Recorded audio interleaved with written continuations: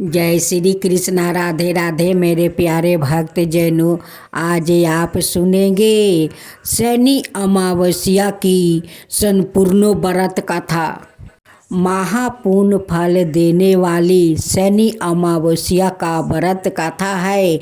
जो भक्त इस कथा को सुनेंगे उस पर अमावस्या माता प्रसन्न हो जाएगी और उन्हें सारा इच्छा उनकी पूरा कर देगी। तो बोलो अमावस्या माता की जय, अमावस्या माता की जय, माँ काली की जय। समय चैत्र का महीना चल रहा है। हर माह में एक बार अमावस्या तिथि पड़ती है। हिंदू धर्म में अमावस्या का बहुत अधिक महत्व होता है। इस दिन पितरों की आत्मा की शांति के लिए तर्पण भी किया जाता है। अमावस्या तिथि पर पवित्र नदियों में स्नान का विशेष महत्व होता है। नदी में स्नान के बाद सूर्य को अर्घ देकर पितरों का तर्पण किया जाता है। अमावस्या तिथि भगवान विष्णु को समर्पित होती है। इस दिन भगवान विष्णु की विधि विधान से पूजा की जाती है। धार्मिक मान्यताओं के अनुसार अमावस्या के दिन महिलाएं पति की लंबी आयु की कामना के लिए व्रत रखती है। शनिदेव की पूजा का विशेष महत्व। शनि अमावस्या पर शनिदेव की पूजा का विशेष महत्व होता है। ज्योतिषी शास्त्रों में शनि दोष 7.5 या 2.5 से पीड़ित जातकों के लिए शनि अमावस्या का दिन शुभ माना गया है। मानता है कि इस दिन शनि देव की पूजा करने से शनि के अशुभ प्रभाव से मुक्ति मिलती है। सुबह जल्दी उठकर स्नान करें। इस दिन पवित्र नदी या सरोवर में स्नान करने का महत्व बहुत अधिक होता है। आप घर में ही नहाने के पानी में गंगा जल मिलाकर भी स्नान कर सकते हैं। स्नान करने के बाद घर के मंदिर में दीप प्रज्वलित करें। सूर्य देव को अर्घ दे। अगर आप उपवास रख सकते हैं तो इस दिन उपवास भी रखें। इस दिन पितरों संबंधित कार्य करना चाहिए। पितरों के नियमित तर्पण और दान करें। इस पावन दिन भगवान का अधिक से अधिक ध्यान करें। चैत्र अमावस्या के दिन लोगों पवित्र नदियों में स्नान कर पितरों को तर्पण और गरीबों को दान देते हैं। स्नान दान के बाद जगत के पालनहार भगवान विष्णु की विधि विधान से पूजा अर्चना करते हैं। मानता है कि चैत्र अमावस्या को स्नान दान करने से पुण्य मिलता है। सुख और समृद्धि के साथ पूर्वजों को मोक्ष की प्राप्ति होती है। चैत्र अमावस्या के दिन व्रत रखने से कष्ट संकट से मुक्ति मिलती है। भगवान शनि देव की पौराणिक कथा। जन समयान में फैली मान्यता के अनुसार 9 ग्रह परिवार में सूर्य राजा और शनि देव भोर तय है। लेकिन महर्षि कश्यप ने शनि अस्त्रों के एक मंत्र में सूर्य पुत्र शनि देव को महाबली और ग्रहों का राजा कहा गया है। सारी ग्रहों राजा महाबली प्राचीन ग्रंथों के अनुसार शनि देव ने शिव भगवान की भक्ति तपस्या से 9 ग्रहों में सर्वश्रेष्ठ स्थान प्राप्ति किया है। एक समय सूर्या देव जब गर्भ ध्यान के लिए अपनी पत्नी छाया के समीप गया तो छाया ने सूर्या के प्रचंड तेज से भयभीत होकर अपनी आंखों बंद कर ली। कालांतर में छाया के गर्भ से शनि देव का जन्म हुआ। शनि के साम बरन काले रंग को देखकर सूर्य ने अपनी पत्नी छाया पर यह आरोप लगाया कि शनि मेरा पुत्र नहीं है। तभी से शनि अपने पिता सूर्य से शत्रुता रखते हैं। ग्रंथों के अनुसार शनि देव कश्यप गोत्री है और सौराष्ट्र उनका जन्म स्थल माना जाता है। शनि देव ने अनेक वर्षों तक भूखे प्यासे रहकर शिव आराधना की और घोर तपस्या से अपनी देह को दग्ध कर लिया था। तब शनि देव की भक्ति से प्रसन्न होकर शिव जी ने शनिदेव से वरदान मांगने को कहा। शनिदेव ने प्रार्थना की, योग योग से मेरी माँ छाया की परजाएं होती रही है, उसे मेरे पिता सूर्य द्वारा बहुत अपमानित हुआ है, प्रताड़ित किया गया है। इसलिए मेरी माता की इच्छा है कि मैं शनि देव अपने पिता से भी ज़्यादा शक्तिशाली पूज्य बनूं। तब भगवान शिव जी ने उन्हें वरदान देते हुए कहा कि 9 ग्रहों में तुम्हारा स्थान सर्वश्रेष्ठ रहेगा।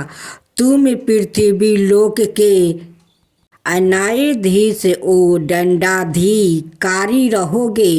साधारण मानव तो क्या, देवता असुर सीधे विद्याधर और नाग भी तुम्हारे नाम से भयभीत रहेंगे। अमावस्या व्रत कथा। पहला अध्याय। श्राद्ध पक्ष में सबर पितृ अमावस्या का बहुत ही महत्व है। यह पितरों का विदा करने की अंतिम तिथि है। अगर कोई श्राद्ध तिथि में किसी कारण से श्राद्ध ना कर पाए हो या फिर श्राद्ध की तिथि मालूम ना हो तो सबर पितृ श्राद्ध अमावस्या पर श्राद्ध किया जा सकता है। आओ इस तिथि के महत्व की पौराणिक कथा क्या है यह जानते हैं। दूसरा, देवताओं के पितृगण अग्नि वस्त्र जो सोमपथ लोक में निवास करते हैं, उनकी मानसी कन्या अछोद नाम की एक नदी के रूप में अवस्थित हुई। मत्स्य पुराण में अछेद सरोवर और अछेदो नदी का जिगर मिलता है जो कि कश्मीर में स्थित है। तीसरा, एक बार अछेदा ने 1000 बरस तक तपस्या की, जिससे प्रसन्न होकर देवताओं को पितृगण अग्निपद और महिष पद, अपने अन्याय पितृगण अमावसु के साथ अछेदा को वरदान देने के लिए आश्विन अमावस्या के दिन उपस्थित हुआ। अब चौथा, उन्होंने अछेदा से कहा कि हे पुत्री, हम सभी तुम्हारी तपस्या से अति प्रसन्न है, इसलिए जो चाहो वर मांग लो।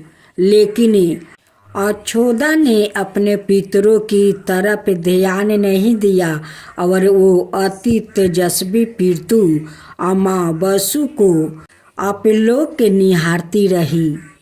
अब पांचवा, पितरों के बार बार कहने पर उसने कहा, हे भगवान, क्या आप मुझे सचमुच वरदान देना चाहते हैं?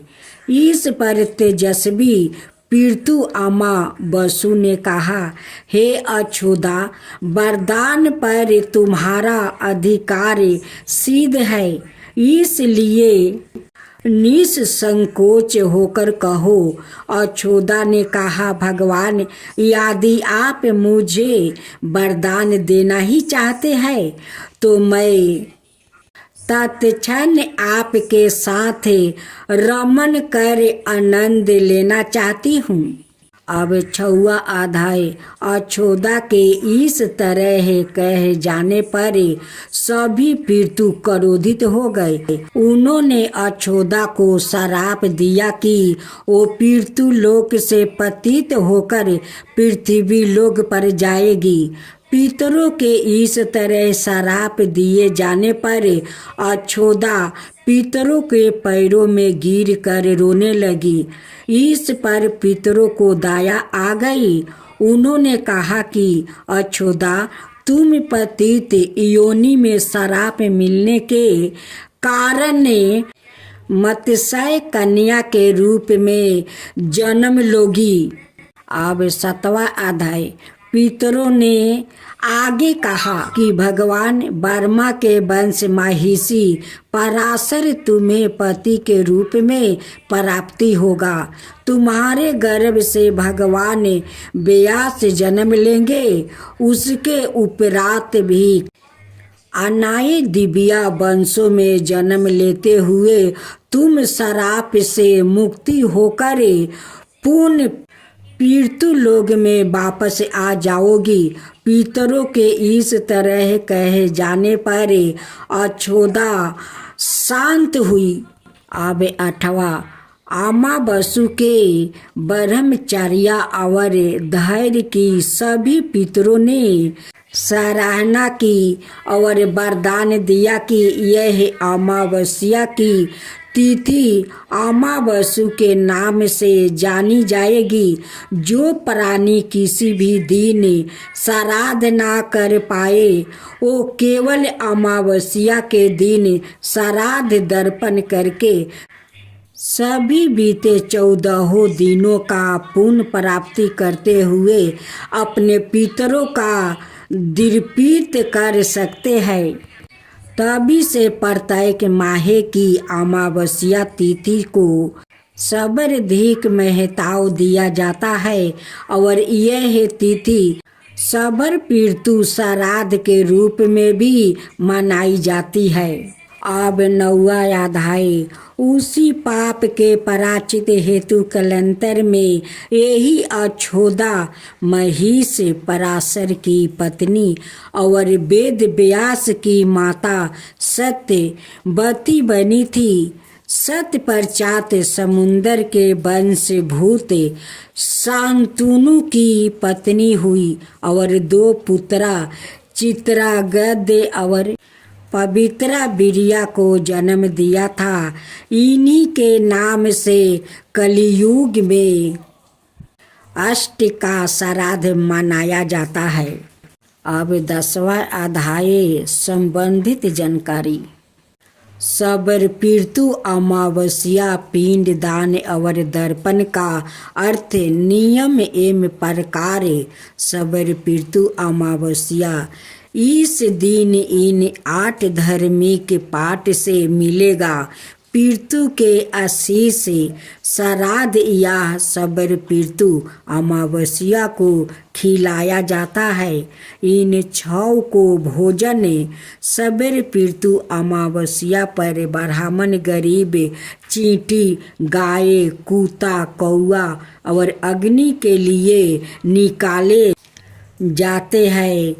सबर पीतु अमावस्या इन 10 कामों से बचे वरना हो सके है पीतु नाराज हो जाए। आश्विन अमावस्या व्रत। हिंदू पंचांग के अनुसार आश्विन मास के कृष्णा पक्ष की अमावस्या को पीतु विसर्जनी अमावस्या कहा जाता है। इस दिन श्राद्ध पक्ष का समापन होता है और पितृ लोक से आए हुए पितृजन अपने लोक लौट जाते हैं। इस दिन ब्राह्मण भोजन और दान आदि से पितृजन दीर्पित होते हैं और जाते समय अपने पुत्रा पौत्रा और परिवार को आशीर्वाद देकर जाते हैं। आश्विन अमावस्या के दिन पितृ पक्ष समाप्त होते हैं, इसलिए इस दिन पितरों के पूजन का बड़ा महत्व है। इस दिन नदी जलाशय या कुंड आदि में स्नान करें और सूर्य देव को अर्घ देने के बाद पितरों के निमित्त दर्पण करें। इस दिन संध्या के समय दीपक जलाए और पूरी अनाए मिष्टान दरवाजे पर रखें। ऐसा इसलिए करना चाहिए ताकि पितृगण भूखे ना जाए और दीपक की रोशनी में पितरों को जाने का रास्ता दिखाए। यदि किसी वजह से आपको अपने पितरों को श्राद्ध की तिथि याद ना हो तो इस दिन उनका श्राद्ध किया जा सकता है। इसके अलावा यदि आप पूरे श्राद्ध पक्ष में पितरों का दर्पण नहीं कर पाए हैं तो इस दिन पितरों का दर्पण कर सकते हैं। इस दिन भूले भटके पितरों का नाम से किसी जरूरतमंद व्यक्ति या ब्राह्मणों को भोजन कराना चाहिए। ज्ञात और अज्ञात पितरों के पूजन के लिए आश्विन अमावस्या का बड़ा महत्व है, इसलिए इसे सवेरे पितृजनी अमावस्या और महिला विसर्जन भी कहा जाता है। इस अमावस्या का श्राद्ध कर्म के साथ साथ तांत्रिक दृष्टिकोण से भी बहुत महत्व है। आश्विन अमावस्या की समाप्ति पर अगले दिन से सर्दियाँ नवरात्रि आरंभ हो जाते हैं। माँ दुर्गा के विभिन्न रूपों के आधारक और तंत्र साधन करने वाले इस अमावस्या की रात्रि को विशिष्ट तांत्रिक साधनाएं करते हैं। इस कथा के अनुसार महाभारत के दौरान कर्ण की मृत्यु हो जाने के बाद जब उनकी आत्मा स्वर्ग में पहुंची तो उन्हें बहुत सारा सोना और गहने दिया गया। कर्ण की आत्मा को कुछ समझ नहीं आया, वो तो आहार तलाश रहे थे। उन्होंने देवता इंद्र से पूछा कि उन्हें भोजन की जगह सोना क्यों दिया गया है। तब देवता इंद्र ने कर्ण को बताया कि उसने अपने जीवित रहते हुए पूरा जीवन सोना दान किया, लेकिन अपने पूर्वजों को कभी भी खाना दान नहीं किया। तब कर्ण ने इंद्र से कहा, उन्हें यह गाता नहीं था कि उनके पूर्वजों कौन थे और इसी वजह से वो कभी उन्हें कुछ दान नहीं कर सके। इस सब के बाद कर्ण को उनकी गलती सुधारने का मौका दिया गया और 16 दिन के लिए पृथ्वी पर वापस भेजा गया, जहां उन्होंने अपने पूर्वजों को याद करते हुए उनका श्राद्ध कर उन्हें आहार दान किया, दर्पण किया। इन्हीं 16 दिन की अवधि को पितृ पक्ष कहा गया है। अत इस कथा को पढ़ने अथवा सुनने का बहुत महत्व है। पितृ पक्ष की कथा। एक छोटा लड़का जिसका नाम राहुल था अपने दादा दादी के साथ रहता था। उसके माता पिता बचपन में ही गुजर गया था। राहुल का दादा दादी को उससे बहुत लगाव था। राहुल भी बहुत अपने दादा दादी से बहुत प्रेम करता था। एक बार जब पितृ पक्ष आया तो राहुल ने दादा दादी के साथ मिलकर अपने माता पिता का श्राद्ध किया। श्राद्ध के बाद राहुल ने अपने दादा दादी से पूछा कि पितृ पक्ष क्यों मनाया जाता है। इस पर उसके दादा ने जवाब दिया कि इस पितृ पक्ष एक ऐसा समय है जब हम अपने मृत्यु पूर्वजों को याद करते हैं और उन्हें श्राद्ध जीली देते हैं। साथ ही हम पूर्वजों की आत्मा की शांति के लिए उन्हें भोजन पानी और अन्य चीज़ें अर्पित करते हैं। राहुल ने अपने दादा की बात सुनकर यह महसूस किया कि पितृ पक्ष एक महत्वपूर्ण पर्व है और यह हमें अपने पूर्वजों को कभी ना भूलने की शिक्षा देते हैं। एक और कथा। रीमा की एक लड़की थी जो हमेशा दूसरों को मदद करने के लिए तैयार रहती थी। एक दिन रीमा मंदिर गई जहां उसने एक बूढ़ा आदमी को रोते हुए देखा। जब रिया ने उस बूढ़ा व्याकृत से रोने का कारण पूछा तो उसे व्याकृत ने बताया कि वो अपने बेटे को याद करके रो रहा है। उसका बेटा बहुत छोटा था जब वो मृत्यु को प्राप्ति हो गया। तब रीमा ने उस बूढ़ा आदमी को पितृ पक्ष के बारे में भी बताया और उसे संतान देते हुए कहा कि तुम्हारा बेटा अब स्वर्ग में है और वो खुश है। बूढ़ा आदमी ने रीमा को धन्यवाद दिया। रीमा ने पितृ पक्ष के दौरान उस बूढ़ा आदमी के बेटे के लिए श्राद्ध भी किया। साथ ही उसने बूढ़ा व्याकृत के बेटे की आत्मा को शांति मिलने की कामना की। एक और पितृ कथा।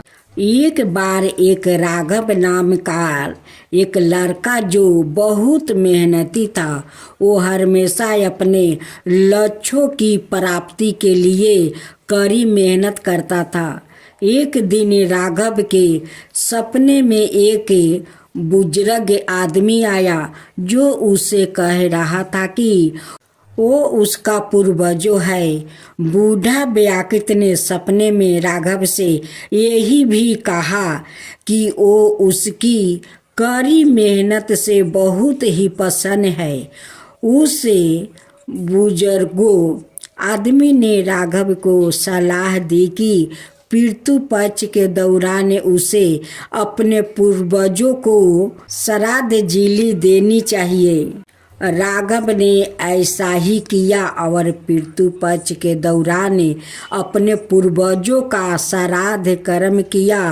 पितृ पक्ष के बाद राघव का जीवन में बहुत ही संसार का बदलाव आया। वो पहले से भी अधिक मेहनती और अपने लक्ष्य के प्रति अधिक संपत्ति हो गया, जिससे वो अपने लक्ष्यों को हासिल करने में सफल हो गया।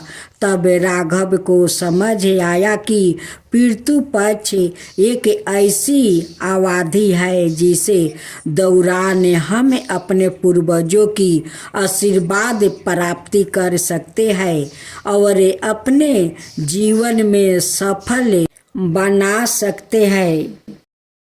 भक्तों जनों, आज आप सुने सोमावती अमावस्या व्रत कथा। एक गरीब ब्राह्मण परिवार था। उस परिवार में पति पत्नी के अलावा एक पुत्री भी थी। वो पुत्री धीरे धीरे बड़ी होने लगी। उस पुत्री समय से बढ़ती गई। वो लड़की सुंदर थी, संस्कार संपन्न, गुण की थी, किंतु गरीब होने के कारण उसका विवाह नहीं हो पा रहा था। एक दिन उस ब्राह्मण के घर एक साधु पधारे। वो उस कन्या के स्वभाव से काफी प्रसन्न हुए। कन्या को लंबी आयु का आशीर्वाद देते हुए साधु ने कहा, इस कन्या के हथेली में विवाह योग रेखा नहीं है।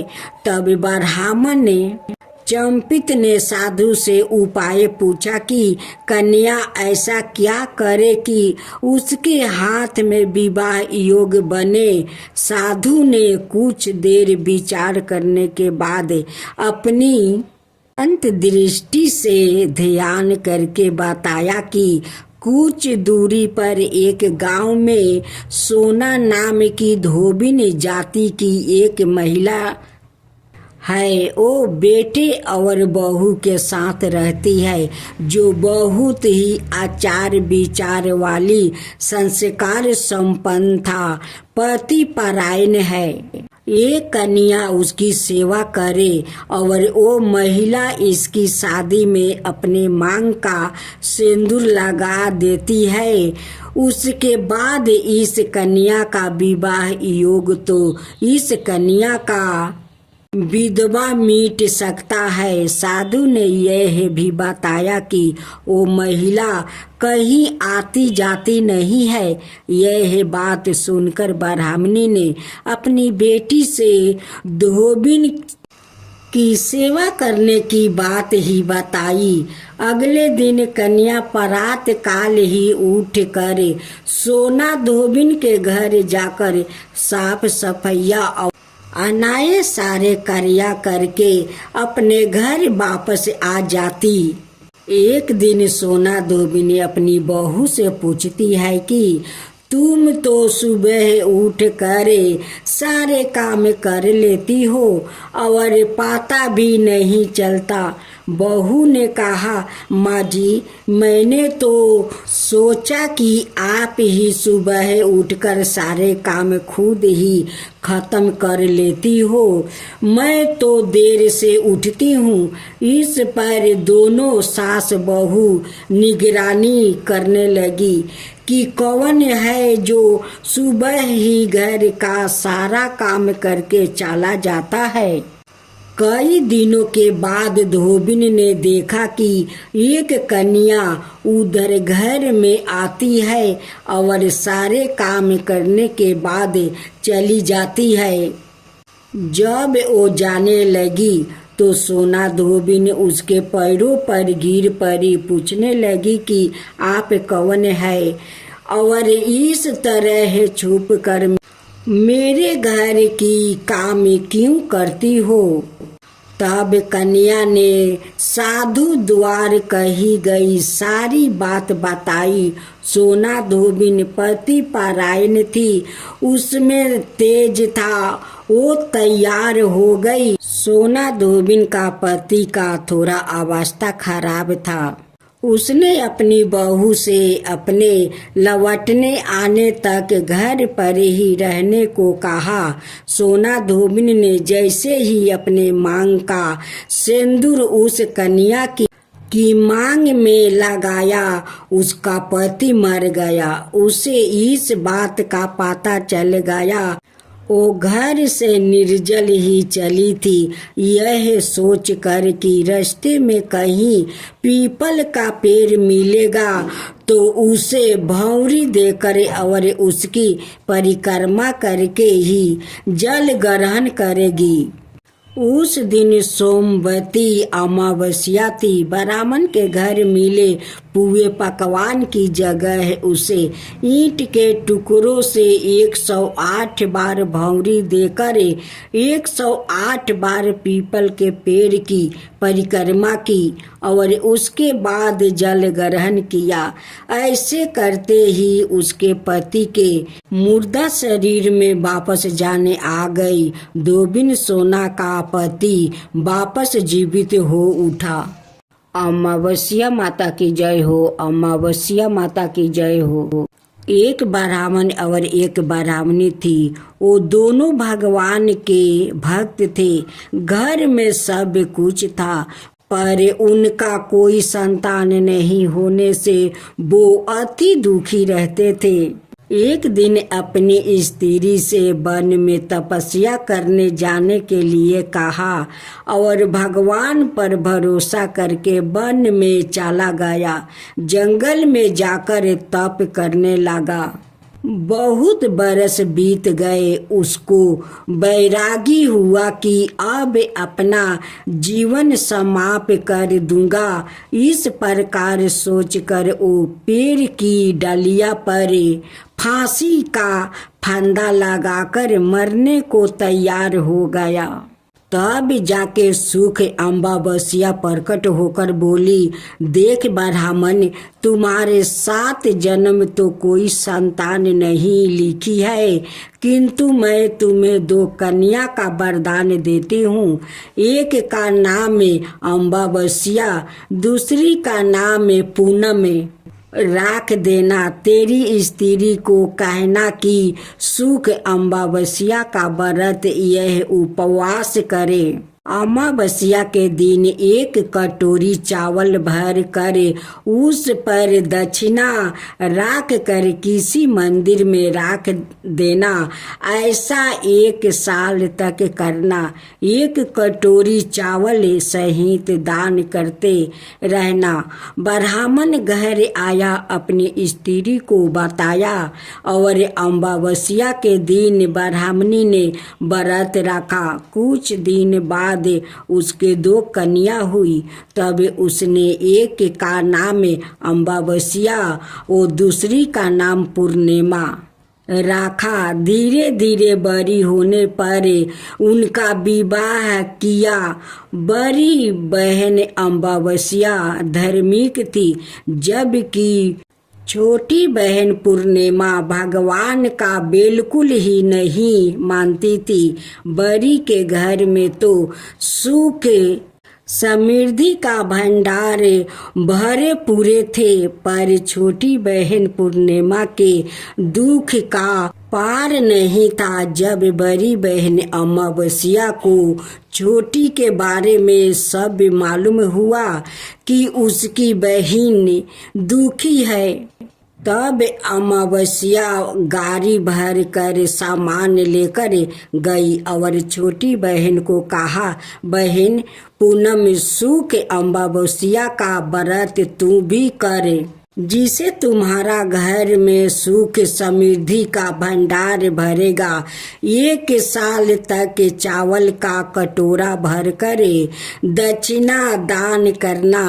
पूनम में ऐसा हो गया कि कुछ दिनों बाद उसके भी घर में धन आए और संतान को समृद्धि होने लगी।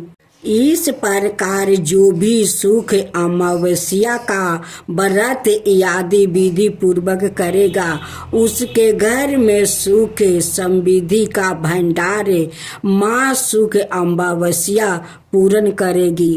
भक्तों जन, आज सुने चैत्रा पूर्णिमा व्रत कथा।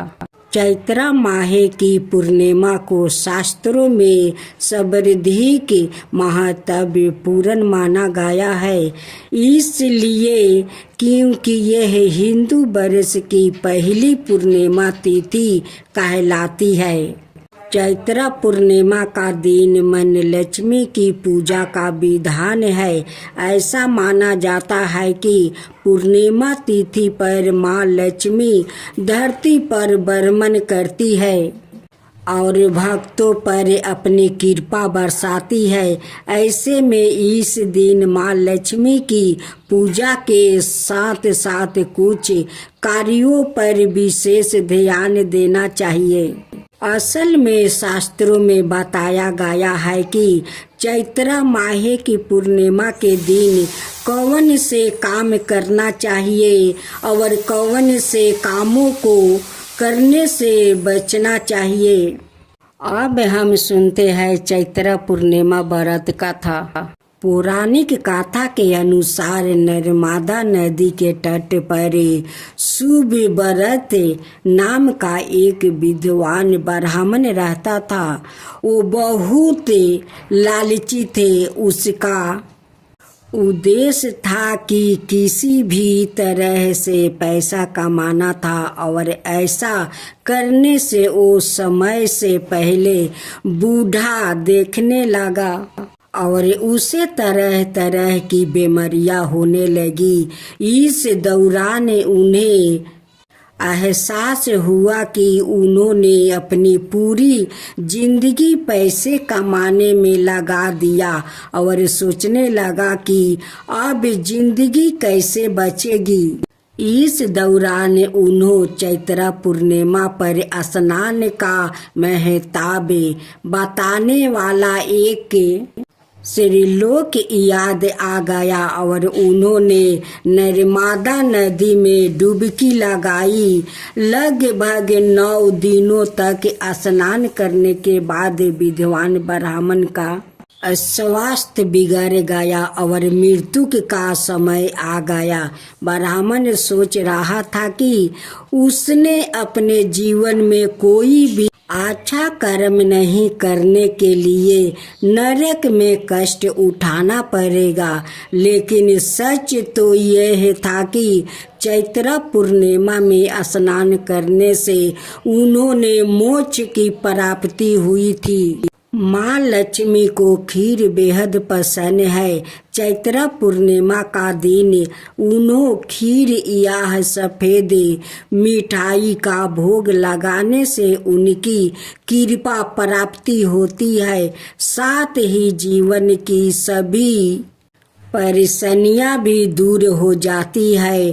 शास्त्रों के अनुसार पूर्णिमा के दिन सुबह पीपल के पेड़ पर जल चढ़ाने और शाम को दीप जलाने से माँ लक्ष्मी की कृपा प्राप्ति होती है।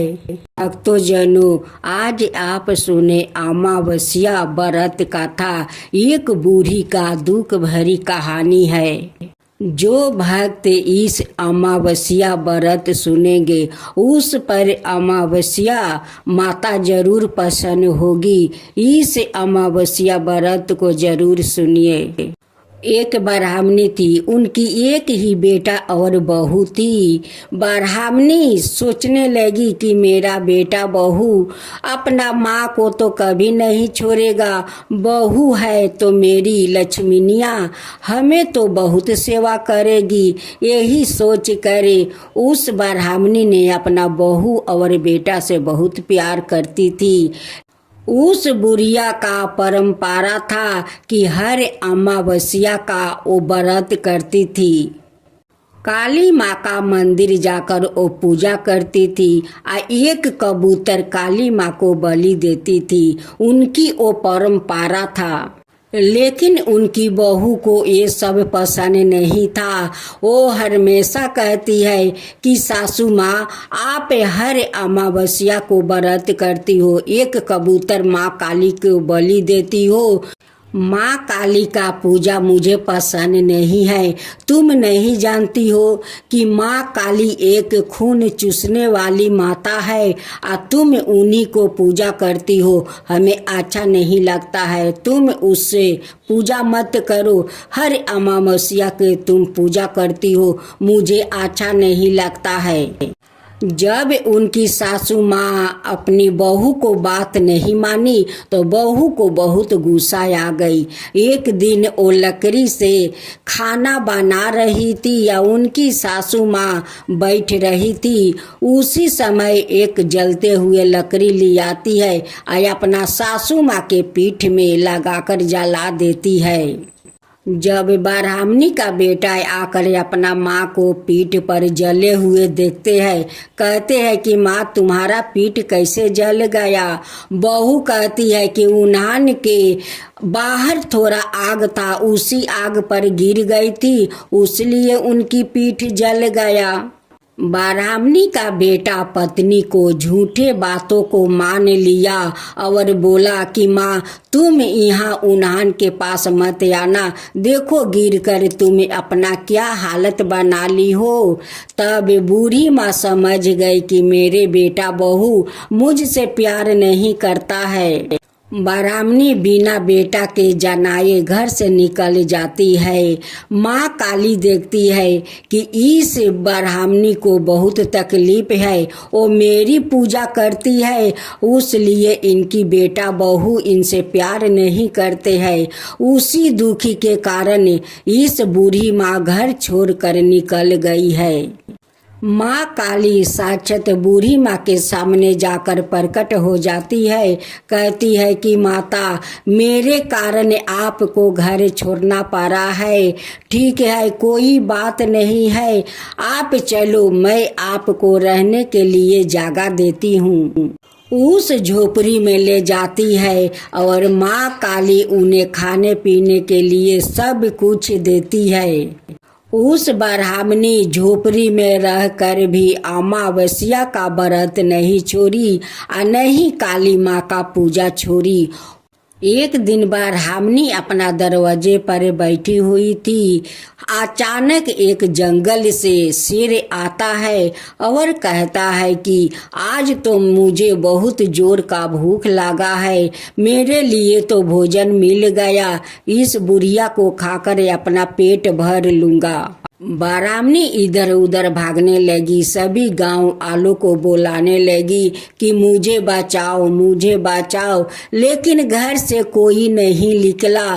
तब बुढ़िया माँ काली को याद किया और माँ काली दौड़ी आई और बुढ़िया को बचा लिया। माँ काली को देखते ही बाघ जंगल में लौट गया। जब ब्राह्मणी अपनी आँख खोली तो सामने साक्षात माँ काली को पाई। माँ काली को पैर पकड़कर रोने लगी कि माँ आज तो मुझे बाघ खा लेता, अपना भोजन मुझे बना लेता। माँ काली कहती है कि माँ आप मत डरो, काली के रहते हुए कोई जानवर आपका कुछ नहीं बिगाड़ सकता है। गांव वालों आकर कहते हैं कि आपको बाघ कैसे छोड़ दिया। तब ब्राह्मणी कहती है कि जो माँ का मैं पूजा करती हूँ, भला मुझे कोई नुकसान पहुँचा सकता है? मुझे कोई नहीं नुकसान पहुँचा सकता है, मुझे तो माँ काली साक्षात आकर मुझे बचा ली है। एक दिन ब्राह्मणी अमावस्या के दिन व्रत कर रही थी। उस दिन उपवास की थी। उसी समय एक उसी गांव का औरत आई। वो औरत बहुत गरीब थी। वहां पर बैठकर उनकी पूजा पाठ देखने लगी। जब उनकी पूजा समाप्त हो गई तब उस औरत उस ब्राह्मणी से पूछती है कि हे ब्राह्मणी माता, मुझे भी इस अमावस्या का व्रत का विधि विधान बताइए, मैं भी अमावस्या का व्रत करना चाहती हूँ। उनकी बात सुनकर ब्राह्मणी कहती है कि हाँ बेटी, तुम खुशी खुशी व्रत करो। देखो अमावस्या माता तुम्हारी जरूर दुख हर लेगी।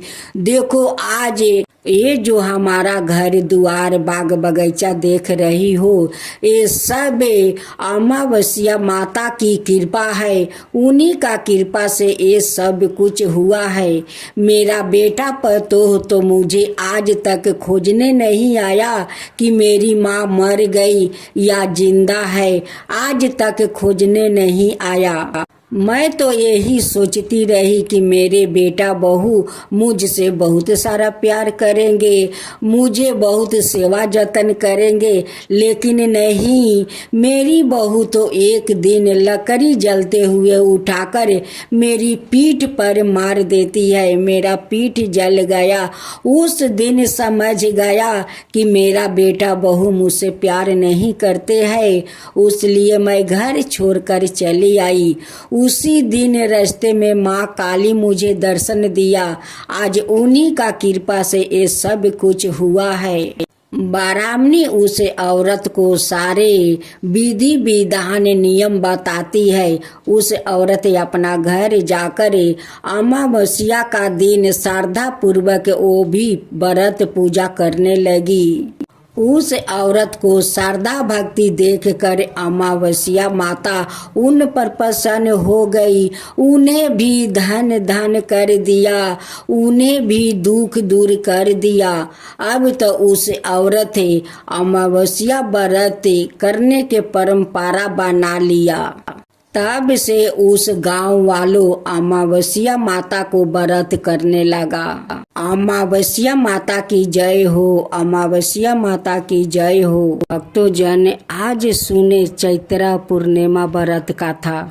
चैत्र माह की पूर्णिमा को शास्त्रों में सर्वाधिक महत्वपूर्ण माना गया है, इसलिए क्योंकि यह हिंदू वर्ष की पहली पूर्णिमा तिथि कहलाती है। चैत्र पूर्णिमा का दिन मन लक्ष्मी की पूजा का विधान है। ऐसा माना जाता है कि पूर्णिमा तिथि पर माँ लक्ष्मी धरती पर भ्रमण करती है और भक्तों पर अपनी कृपा बरसाती है। ऐसे में इस दिन माँ लक्ष्मी की पूजा के साथ साथ कुछ कार्यों पर विशेष ध्यान देना चाहिए। असल में शास्त्रों में बताया गया है कि चैत्र माह की पूर्णिमा के दिन कौन से काम करना चाहिए और कौन से कामों को करने से बचना चाहिए। अब हम सुनते हैं चैत्र पूर्णिमा व्रत कथा। पौराणिक कथा के अनुसार नर्मदा नदी के तट पर सुव्रत नाम का एक विद्वान ब्राह्मण रहता था। वो बहुत लालची थे। उसका उद्देश्य था कि किसी भी तरह से पैसा कमाना था और ऐसा करने से वो समय से पहले बूढ़ा देखने लगा और उसे तरह तरह की बीमारियां होने लगी। इस दौरान उन्हें एहसास हुआ कि उन्होंने अपनी पूरी जिंदगी पैसे कमाने में लगा दिया और सोचने लगा कि अब जिंदगी कैसे बचेगी। इस दौरान उन्होंने चैत्र पूर्णिमा पर स्नान का महत्व बताने वाला एक श्रीलोक याद आ गया और उन्होंने नर्मदा नदी में डुबकी लगाई। लगभग 9 दिनों तक स्नान करने के बाद विद्वान ब्राह्मण का स्वास्थ्य बिगड़ गया और मृत्यु का समय आ गया। ब्राह्मण सोच रहा था कि उसने अपने जीवन में कोई भी अच्छा कर्म नहीं करने के लिए नरक में कष्ट उठाना पड़ेगा। लेकिन सच तो यह था कि चैत्र पूर्णिमा में स्नान करने से उन्होंने मोक्ष की प्राप्ति हुई थी। माँ लक्ष्मी को खीर बेहद पसंद है। चैत्र पूर्णिमा का दिन उन्होंने खीर या सफ़ेद मिठाई का भोग लगाने से उनकी कृपा प्राप्ति होती है। साथ ही जीवन की सभी परेशानियां भी दूर हो जाती है। शास्त्रों के अनुसार पूर्णिमा के दिन सुबह पीपल के पेड़ पर जल चढ़ाने और शाम को दीप जलाने से माँ लक्ष्मी की कृपा प्राप्ति होती है।